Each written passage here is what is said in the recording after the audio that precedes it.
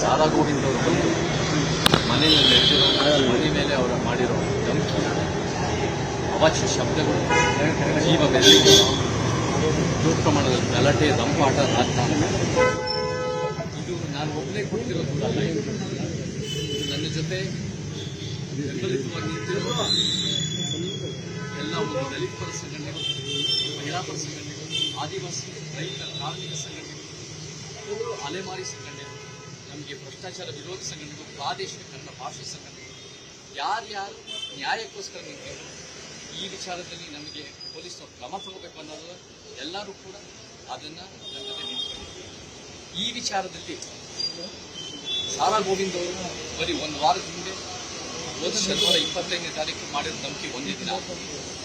ಅವರ ಹಿನ್ನೆಲೆ ನೋಡಿದ್ರೆ ನಾವು ಕೇಳ್ಪಟ್ಟಿದ್ದೀವಿ. ಲಂಕೇಶ್ ಪತ್ರಿಕೆಯಲ್ಲೂ ಕೂಡ ಲಂಕೇಶ್ ಸಂದರ್ಭದಲ್ಲಿ ಹಿರಿಯ ಮಾಧ್ಯಮದವರ ಲಂಕೇಶ್ ಒಂದು ವಿಚಾರ ಬಂದಾಗ ಇದೇ ಸಾರಾ ಗೋವಿಂದ್ ಅವರು ತಂಡ ಎಲ್ಲ ಸೇರಿ ಲಂಕೇಶ್ ಪತ್ರಿಕೆ ಕಚೇರಿಗೆ ನುಗ್ಗಿ ಅಲ್ಲಿ ಮಾಧ್ಯಮದವ್ರ ಮೇಲೆ ಹಲ್ಲೆ ಮಾಡಿ, ಅಲ್ಲೂ ಕೂಡ ಮಹಿಳಾ ಮಾಧ್ಯಮದವ್ರ ಮೇಲೂ ಕೂಡ ಹಲ್ಲೆ ಆಗಿದೆ ಅಂತ ನಮಗೆ ಕೇಳ್ಪಟ್ಟಿದ್ದೀವಿ, ಆರೋಪಗಳಿದೆ. ಅದರ ಜೊತೆ ನನಗೆ ಸಿನಿಮಾ ರಂಗದಲ್ಲೂ ಕೂಡ ನನಗೆ ಬೇರೆ ಬೇರೆ ರೀತಿ ಫೋನ್ ಕಾಲ್ಗಳು ಬಂದು ಅನೇಕರು ಹೇಳಿದರೆ 16ರಿಂದ 18 ಸಂದರ್ಭದಲ್ಲಿ ಇದೇ ಸಾರಾ ಗೋವಿಂದ್ ಅನ್ನೋ ವ್ಯಕ್ತಿ ಏನ್ ಮಾಡಿದ್ದಾರೆ ಅಂದ್ರೆ ಬೇರೆ ಬೇರೆ ರೀತಿ Karnataka film chamber of commerce ಬೇರೆ ಬೇರೆ ದುಡ್ಡಿನ ಸಮಸ್ಯೆಯಲ್ಲಿ ಅವರೇ ಉಂಟು ಮಾಡಿದ್ದಾರೆ, ಕಳ್ಳತನಗಳು ನಡೆಯುತ್ತಿದೆ ಅಂತ ಒಂದು ಆರೋಪಗಳಿವೆ. ನಮಗೆ ಈ ವ್ಯಕ್ತಿ ಮಾಡ್ತಿರೋ ಕೆಲಸಗಳು ಅನೇಕ ವರ್ಷಗಳ ದಶಕಗಳಿಂದ ಕೆಲಸ ಮಾಡ್ತಿದ್ದಾರೆ. ರಾಜ್ಕುಮಾರ್ ಅವರಿಗೆ ಬಹಳ ಅವರ ಹೆಸರಿಗೆ ಮಸಿ ಬಳಿತಾ ಇದೆ. ಅವರ ಒಂದು ರೀತಿಯ ಅಭಿಮಾನಿತ ಹೇಳ್ಕೊಳ್ಳೋ ಯಾವ ಯೋಗ್ಯತೆ ಇಲ್ಲ ಈ ವ್ಯಕ್ತಿ. ನಿಜವಾಗ್ಲೂ ಹೇಳಬೇಕಂದ್ರೆ ಸಿನಿಮಾ ರಂಗದಲ್ಲಿ ಎಲ್ಲೋ ಒಂದ್ ಕಡೆ ಸಿನಿಮಾ ರಂಗದ ಬೆಳವಣಿಗೆ ಮತ್ತೆ ಅಭಿವೃದ್ಧಿಗೆ ಅಡ್ಡ ಬರ್ತಿರೋದೇ ಈ ಒಂದು ಸಾರಾ ಗೋವಿಂದ್ ಅಂತ ಹೇಳೋದು ಸುಳ್ಳಿಲ್ಲ. ಅವರ ಒಂದು ಈ ಸಿನಿಮಾ ರಂಗನ KFCCನ ಅವರ ಕಪಿಮುಷ್ಟಿಯಲ್ಲಿ ಇಟ್ಕೊಂಡು ಯಾರೇ ನ್ಯಾಯಕ್ಕೋಸ್ಕರ ನಿಂತ್ಕೊಂಡ್ರೆ, ಯಾರೇ ಜನಪರವಾಗಿ ನಿಂತ್ಕೊಂಡ್ರೆ, ಯಾರೇ ಸಿನಿಮಾ ರಂಗದ ಒಳಿತಿಗಾಗಿ ನಿಂತ್ಕೊಂಡ್ರೆ ಅವ್ರ ಮೇಲೆ ದಬ್ಬಾಳಿಕೆ ಮಾಡೋದು, ಹೆದರ್ಸೋದು, ದಾದಾಗಿರಿ ಮಾಡೋದು, ಒಂದು ಬೇರೆ ಬೇರೆ ದಬ್ಬಾಳಿಕೆ ಮಾಡಿ ಅವ್ರಿಗೆ ಒಂದು ರೀತಿ ಭಯ ಹುಟ್ಟಿಸೋದು ಉದ್ದೇಶ. ಸೊ ನಮಗೇನು ಬೇಕು ಅಂದ್ರೆ ಪೊಲೀಸರಿಂದ ನ್ಯಾಯ ಬೇಕು.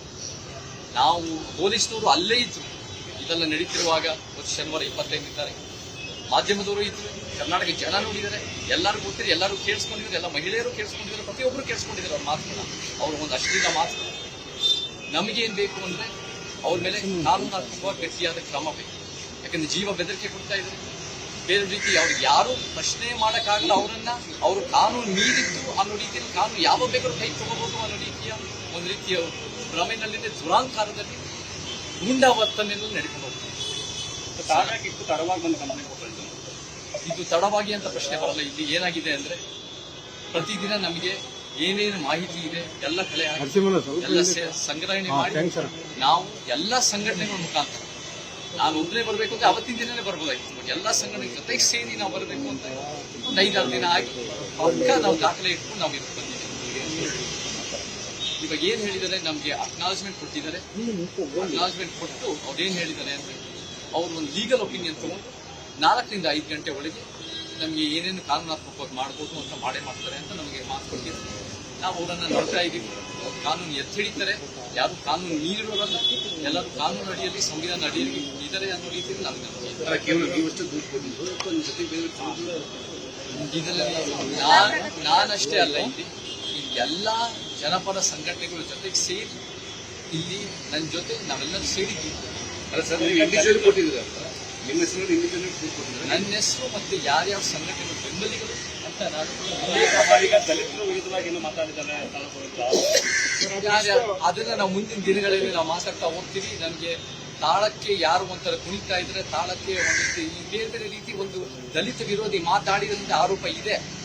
ಅದು ಕೂಡ ಒಂದು ರೀತಿ ಆ ಒಂದು ರೀತಿ ಒಂದು ಕೆಟ್ಟವಾದ ಅವರ ಮನಸ್ಥಿತಿ ಎದ್ದು ಕಾಣ್ತದೆ.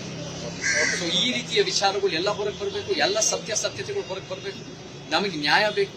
ನಾನು ಇಲ್ಲಿ ಒಬ್ಬನೇ ನಿಂತಿಲ್ಲ, ಇಡೀ ಕರ್ನಾಟಕ ಜನತೆ ನಮಗೆಲ್ಲ ನೋಡಿದರೆ, ಎಲ್ಲರೂ ನಮಗೆ ಪ್ರೀತಿ ವಿಶ್ವಾಸ ಹೇಳ್ತಾ ಇದ್ದಾರೆ. ಆ ಒಂದು ಕೆಟ್ಟ ಒಂದು ಮನಸ್ಥಿತಿ ಮತ್ತೆ ಕೆಟ್ಟ ಕೆಲಸ ಮಾಡ್ತಿರೋ ವ್ಯಕ್ತಿಗೆ ಎಲ್ಲರೂ ಉಗಿತಾ ಇದ್ದಾರೆ. ಕಾನೂನಾತ್ಮಕವಾಗಿ ಕೂಡ ನ್ಯಾಯ ಬೇಕು. ನಿರ್ಭೀತ, ನಿಷ್ಪಕ್ಷಪಾತ, ವಿಶ್ವಾಸಾರ್ಹ ಸುದ್ದಿಗಳಿಗೆ ಮತ್ತೊಂದು ಹೆಸರಾಗಿರೋ ನ್ಯೂಸ್ 18 ಕನ್ನಡ ಈಗ ಆಪ್ನಲ್ಲೂ ಲಭ್ಯ ಇದೆ. ದಯವಿಟ್ಟು ಇಲ್ಲಿರೋ QR ಕೋಡ್ ಅನ್ನ ಸ್ಕ್ಯಾನ್ ಮಾಡಿಕೊಂಡು ಆಪ್ ಡೌನ್ಲೋಡ್ ಮಾಡೋದಕ್ಕೆ ಮರಿಬೇಡಿ. ನಿಮ್ಮ ಬೆಂಬಲ ಹೀಗೆ ಸದಾ ನಮ್ಮೊಂದಿಗಿರಲಿ. ಧನ್ಯವಾದ.